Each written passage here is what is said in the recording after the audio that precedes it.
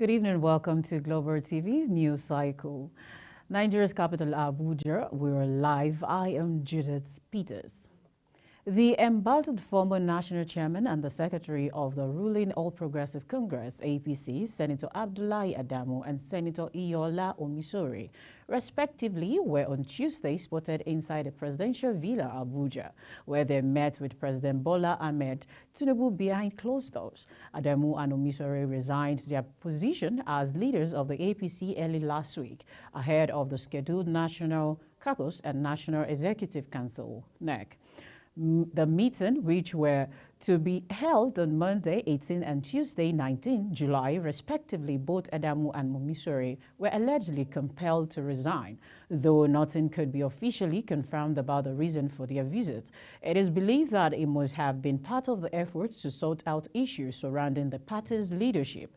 When rumors about the resignation of the duo emerged, the former chairman Adamu had been reported as saying he was not going to make any comment on the development until President Bola Ahmed Tinubu, who was away in Nairobi, Kenya, returned to the country. Suspended Governor of the Central Bank of Nigeria, CBN, Mr. Godwin Emefiele, was today granted bail by the Federal High Court sitting in Lagos. He was granted bail in the sum of 20 million naira and a sortie in like sum. The bail followed a two-count charge of illegal possession of firearm brought against him by the Department of State Services, DSS. Recall that Emefiele had been in DSS custody for over a month. Emefiele lawyer, Mr. Joseph Daudu San, has applied for his bail after his client pleaded not guilty to the two-count charge. Daudu contains that the offense for which Emefiele was charged is bailable. Meanwhile, operatives of the Department of State Service have arrested a top official of Ikoyi prison on the premises of the Federal High Court in Lagos State. The arrest may not be unconnected with the tussle for who keeps custody of the suspended Central Bank of Nigeria Governor Godwin Emefiele. The Ikoyi prison official, who was rough-handled and shuffled into the DSS vehicle, was later released by the Secret Service operatives. A mild drama had earlier played out at the Federal High Court in Lagos between DSS operatives and officials of Nigeria Correctional Service as they tussled over who keeps custody of Emefiele. Emefiele was arraigned by the Federal Ministry of Justice for illegal possession of firearms and ammunition, but was granted bail in the sum of 20 million naira with one sortie following his not guilty plea. As the defendant's lawyers were trying to perfect his bail conditions, a mild drama played out within the court premises between DSS operatives who are fully hooded and NCS over who will take custody of the embattled CBN boss. In a related development, Vice President Kashim Shettima has said Nigeria mobilized over $500 million in innovative, profitable, equitable, and sustainable food system transformation initiative. The Vice President made the disclosure while chairing a high-level meeting on the first day of the UN Food Systems Summit declared open in the Rome, Italy, by the United Nations Secretary General Antonio Guterres. This was contained in a statement signed by Olusola Abiola, the Director of Information in the Office of the Vice President. Vice President Shettima said the funds were mobilized through domestic resources, multi-rated development banks, and international financial institutions, climate funds, leading agro businesses, and would be used for innovation finance for food system transformation, development of Nigeria's agro value chain, and special agro-industrial processing zones programs. Stating the government's vision about ending hunger, the VP added that building on the success of the VCDP, the federal government is determined to capacity Nigerians' rural smallholders and operators, youth and women living below the poverty line to take advantage of the new special processing. Vice President Kashim Shettima has said Nigeria is seeking real investment partnership and not handouts from the international community. Shettima disclosed this on Monday while speaking at the Rome UN World Food System Financial Model meeting. In a statement through his official Twitter handle, Shettima emphasized that President Bola Ahmed Tinubu's government is poised to redefine leadership in Nigeria.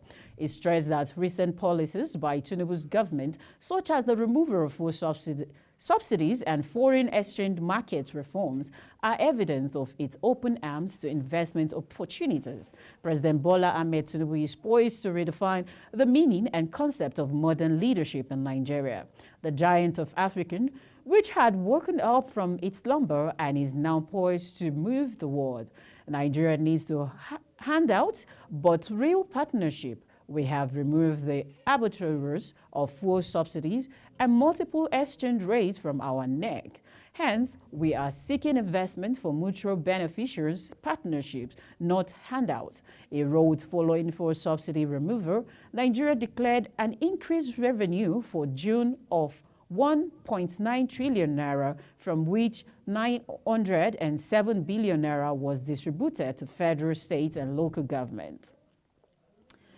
Former President Chief Olusegun Obasanjo on Monday tasked Nigerian leaders to unlock and remove the impediment to the country's attainment of its divine structure and status and being kept like an insignificant entity. The former president, who stated this in his keynote address presented via video according at the launch of the book Reclaiming the Jewel of Africa, written by former Minister Olusegun Aganga in Abuja, said that the total dismantling of the country's reforms would be retrogressive and destructive. He stated that most of the country's leaders do not have an in-depth understanding of the position they aspire to. This is News Cycle on Global TV, coming to you live from Nigeria's capital, Abuja. We'd like to remind you that we're on StarTimes channel 276 and urge you to follow us across our social media platform at Global TV NG. We'll be back after this break. Please stay tuned.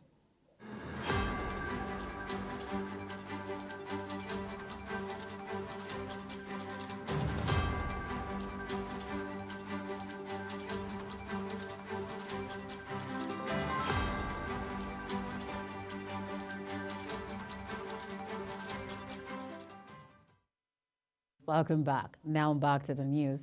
The Plateau government is to begin vaccination of 4.3 million cattle to curb the spread of anthrax in the state. Dr. Sika Shas, the director of the Plateau State Ministry of Agriculture, made this known on Tuesday in Jos while addressing newsmen. He said that the state government has already bought 200,000 doses of vaccines. Anthrax is caused by the spore-forming bacterium Bacillus anthracis, which primarily affects animals such as cattle, sheep, and goats. The disease can be contracted by humans who come into direct contact with the infected animals or contaminated animals' products, such as meat, wool, or hides. The Kano State can be a significant oil of cannabis sativa, squashing a major drug syndicate in the process. The AG Public Relations Officer of the command, Sadiq Maigatari, made the disclosure in a statement issued on Tuesday. He said the boats, which took place at Garindao near the bridge of Wudil in the Wudil local government area of Kano State, resulted in the seizure of a whopping 116 bags of cannabis, weighing in at an astonishing 1,553.1 kg. The stash includes 50 bags of compressed cannabis, with each bag containing 25 blocks, summing up to 1,250 blocks. In addition to 66 bags of loose quantities of the drug, a further said this successful operation was a result of a well-coordinated surveillance operation based on VARTA intelligence reports, along with the coordination of resources and personnel. According to him, the officers who had been on the case for 2 months were able to track and intercept the drugs, which were loaded from Lokoja and en route to Jigawa. During the operation, 2 suspects were apprehended: Jonathan Nuhu, a 45-year-old from Kankel village in Plateau State, and Muhammad Abubakar, an 18-year-old from Kubotso local government area of Kano State. The National Assembly Election Petition Tribunal sitting in Asaba, Delta State, has nullified the election of the member representing Anocha stroke Osomili constituency at the House of Representatives, Mr. Ngozi Okoli. Ngozi Okoli of the Labour Party LP was declared winner of the February 25 House of Representatives election in the federal constituency by the Independent National Electoral Commission, INEC. But immediate past minority leader of the House of Representatives and candidate of the People's Democratic Party, PDP, Ndidi Elumelu, filed a petition before the tribunal praying it to disqualify Okoli Elumelu. In the petition, argued that Okoli was not properly sponsored by the LP party and that he did not resign his position as a public office holder. The three-member tribunal panel, headed by Justice A.Z. Musa, in its ruling disqualified Okoli and declared the runner-up in the election, Ndidi Elumelu, as winner of the election. And that's it on the Global TV News Circle this evening. Don't forget we're starting channel 276. Kindly follow us across our social media platform at Global TV NG. On behalf of the production team, I am Judith Peters. Have a very good evening. Thank you.